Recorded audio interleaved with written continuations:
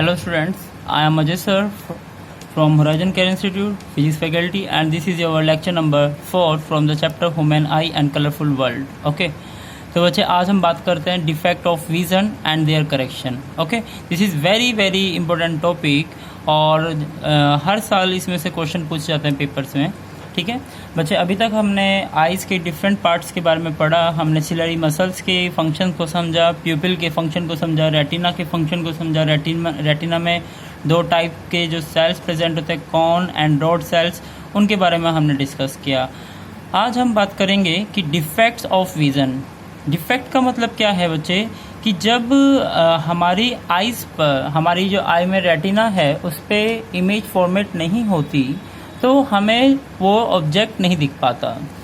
Suppose किसी ने स्पेक्ट्स लगा रखे हैं अपने आँखों पर और वो स्पेक्ट्स उतार दे तो वो अपने सराउंडिंग की चीज़ों को क्लियरिटी से नहीं देख पाता. क्यों? क्योंकि उसकी रेटिना पर सराउंडिंग की इमेज नहीं बन पा रही है. ओके, और चश्मा पहन के क्या होगा, जैसे वो स्पेक्ट्स पहन लेगा तो सराउंडिंग की इमेज उसकी रेटिना पे बनने लगेगी. इसका मतलब क्या है कि हम एक्सटर्नल लेंस को यूज़ कर हम अपने डिफेक्ट्स को रिमूव कर सकते हैं. ओके, तो हम यहाँ पे बात करेंगे कि किस टाइप के डिफेक्ट्स होते हैं और उनको करेक्ट करने के लिए हमें किस टाइप के लेंस को पहनना चाहिए. ओके, सम टाइम, देखिए बच्चे समझना, some time eye gradually loss their sighting power and this is known as the defects of vision.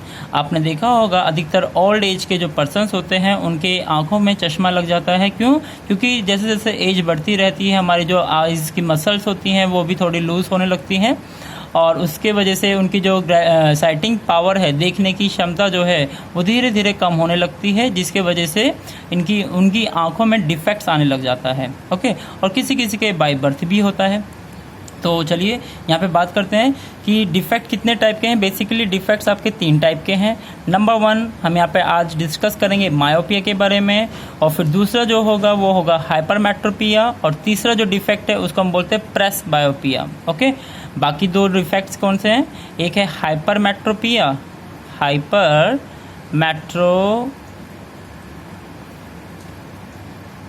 Hypermetropia, और तीसरा है बच्चे आपका प्रेस बायोपिया.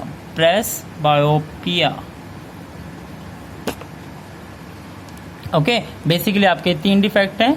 एक आपका मायोपिया जो आज हम डिस्कस करने वाले हैं, बाकी 2 हम अगले वीडियोस में डिस्कस करेंगे. चलिए बच्चे, नंबर 1 मायोपिया का दूसरा नाम क्या है. पेपर में मायोपिया को अलग नाम से भी क्वेश्चन पूछे जाते हैं. दैट इज़ नियर साइटनेस और शॉर्ट साइटनेस. अगर जो आपसे पूछता है व्हाट इज शॉर्ट साइटनेस, और तो इसका मतलब वो आपसे मायोपिया के बारे में पूछ रहे हैं. अगर जो आपसे कोई पूछता है what is a near sightedness, that's mean ये मायोपिया के बारे में पूछ रहे हैं. तो एक्चुअल में मायोपिया है क्या, ध्यान समझेंगे बच्चे. मायोपिया में क्या होता है, in this defect human can see near object clearly but can not see distance object clearly. देखिए आपने देखा होगा कि कुछ लोग क्या कर सकते हैं, मतलब नियर की चीज़ों को तो आसानी से देख सकते हैं, लेकिन जब वो दूर की चीज़ों को देखने की कोशिश करेंगे तो उनको नहीं दिखता. उसके लिए उन्हें अपने स्पेक्ट्स को पहनने की ज़रूरत पड़ती है ना. तो जो ऐसे पर्सन होते हैं जिनको पास का तो आसानी से दिख रहा है लेकिन दूर का नहीं दिख पा रहा है, तो ऐसे पर्सन को कौन सी डिफेक्ट है, मायोपिया डिफेक्ट है. ओके, तो मायोपिया में याद रखें, मायोपिया में क्या होता है बच्चे, मायोपिया में क्या होता है, नियर ऑब्जेक्ट्स को क्लियरली सीन कर सकते हैं लेकिन डिस्टेंस ऑब्जेक्ट को क्लियरली सीन नहीं कर सकते. ओके, अच्छा थोड़ा सा यहाँ पे कंफ्यूजन है.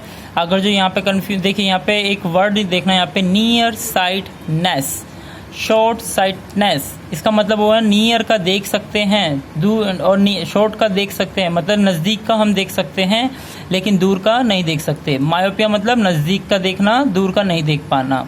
ओके, इसकी वजह क्या है, मायोपिया होने का कारण क्या है बच्चे. मायोपिया बेसिकली 2 कारण के वजह से हो सकती है, या तो excessive curvature of eye ball या फिर इलोंगेशंस ऑफ आई बॉल. देखिए बच्चे, ये पूरी की पूरी क्या होती है, आई बॉल होती है. ये पूरी की पूरी आई बॉल होती है. अगर जो आई बॉल ज़्यादा ही कर्व हो जाए, मान लीजिए ये आई बॉल का कर्वेचर है, इस तरह का कर्वेचर है, मैंने कहा इसको और कर्व कर दो, इसको और कर्व कर दो, लीजिए ये कर्व कर दिया हमने. मैंने कहा और कर्व कर दो इसको, लेट्स से ये और कर्व कर दिया मैंने, पहले से और ज़्यादा कर्व कर दिया मैंने इसको. तो आपने देखा कि कर्वेचर धीरे धीरे क्या हो गया, बढ़ गया है यहाँ पे. ओके, तो एक्सेसिव कर्वेचर होने की वजह से देखिए पहले कर्वेचर कम था, फिर और कर्वेचर हो गया, फिर और ज़्यादा कर्वेचर हो गया, इसका मतलब मायोपिया होने के चांसेस हो गए। ओके, तो कॉज ऑफ मायोपिया क्या है? Excessive curvature of eye ball. दूसरा क्या? Elongation of eye ball. देखिए बच्चे, ये जो आई बॉल है ये क्या हो जाती है, ये जो आपकी आई बॉल्स है ये लंबी भी हो जाती हैं, ठीक है। तो इलोंगेशन ऑफ आई बॉल, ये जो आई बॉल है इनके खींचने की वजह से भी, क्योंकि जब ये खिंच जाती हैं तो उस वजह से भी आपका मायोपिया हो सकता है। तो ये वेरी वेरी इंपॉर्टेंट, इसको याद रखें बच्चे। What is the reason behind the myopia? There are basically two cause, excessive curvature of eye ball and elongation of eye ball. Okay, now इसको कैसे करेक्ट कर सकते हैं बच्चे? इसको करेक्ट करने के लिए हमें कॉनकेव लेंस की यूज़ करनी पड़ती है ऑफ सुटेबल पावर, है ना।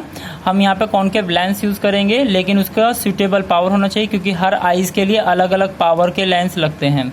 ओके, तो मतलब हर आइज़ के लिए अलग अलग कॉनकेव लेंस होगा according to the suitable power. तो ज़रा ध्यान समझिए बच्चे। देखिए, अब एक चीज़ यहाँ पे नोट करें कि हमने अभी समझा कि जो मायोपिया वाला पर्सन होता है उसको नियर की चीज़ें आसानी से दिख सकती हैं। इसका मतलब उसका नियर साइटनेस क्या है? 25 सेंटीमीटर का वो आसानी से देख सकता है। लेकिन जो उसका फार पॉइंट है वो इन्फिनिटी नहीं है, क्योंकि नॉर्मल आई का फार पॉइंट होता था इन्फिनिटी। ओके, लेकिन मायोपिक आई का जो फार पॉइंट है वो इन्फिनिटी नहीं है। अगर जो इन्फिनिटी इसका फार पॉइंट होता तो फिर उसको तो डिफेक्ट ही नहीं है। डिफेक्ट कब हुआ? जब वो फार पॉइंट को देख ही नहीं पा रहा है, इसका मतलब इसका फार पॉइंट इन्फिनिटी नहीं रहा, अब तो इन्फिनिटी से थोड़ा कम हो गया। तो हम याद रखेंगे इस पॉइंट को, far point of myopic I is less than infinity, it is very important point. Okay, चलिए, तो मान लीजिए ये एक मायोपिक आई है, तो मायोपिक आई क्या है? फार पॉइंट को नहीं देख पाता, तो कहाँ तक के पॉइंट को वो देख सकता है? मैंने माना कि ये 25 सेंटीमीटर से थोड़ा आगे और आगे और आगे, मतलब इस पॉइंट तक के ऑब्जेक्ट को वो क्लियरली रेटिना पे बना सकता है, लेकिन इसके बाद के ऑब्जेक्ट को वो रेटिना पे नहीं बना सकता। इसका मतलब यही पॉइंट इसका होगा फार पॉइंट। ओके, ये पॉइंट इसका क्या कहलाएगा? Far point. तो देखो, हमने यहाँ पे ऐसे रे बनाया और इस रे से हमने देखा कि ये रे कन्वर्ज हो गई कहाँ पे? रेटिना पे। इसका मतलब रेटिना पे इमेज बन गई। इसका मतलब ये आई जो है इस पॉइंट तक के ऑब्जेक्ट को आसानी से रेटिना पे बना सकती है।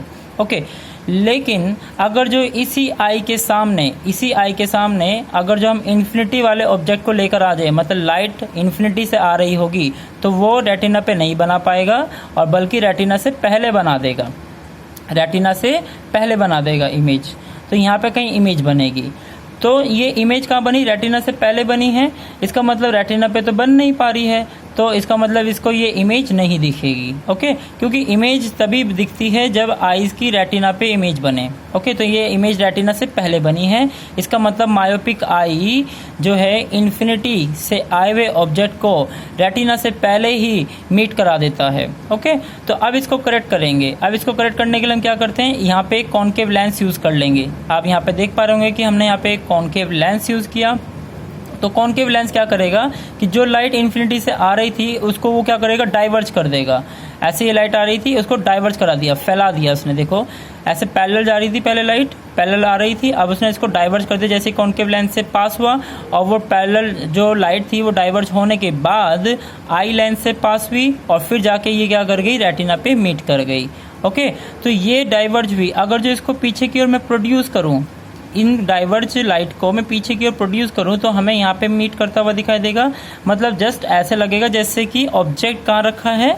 ऑब्जेक्ट इसके फार पॉइंट पर रखा है। ओके, एक्चुअल ऑब्जेक्ट कहाँ है इस लेंस का? एक्चुअल ऑब्जेक्ट कहाँ है? इन्फिनिटी पे है। लेकिन हमने कॉनकेव यहाँ पे कॉनकेव लेंस की हेल्प से क्या किया? हमने कॉनकेव लेंस की हेल्प से ऑब्जेक्ट को यहाँ पर ले आए, इसके नियर पॉइंट पर। ओके, और उससे हमारी इमेज कहाँ बन गई? रेटिना पे बन गई। बच्चे, मायोपिया के बारे में जब पेपर में क्वेश्चन आता है तो आपको ये रे डायग्राम बनाना जरूरी है। ओके, तो इस रे डायग्राम को जरूर याद रखें, कम से कम 3 या 4 बार अपनी नोटबुक में जरूर बनाएं। ओके, इस पॉइंट को नोट करें, रेटिना से पहले इमेज बनती है और करेक्शन के लिए हम कॉनकेव लेंस यूज़ करते हैं ताकि हमारी जो इमेज है वो रेटिना पे बन सके। Okay, thank you.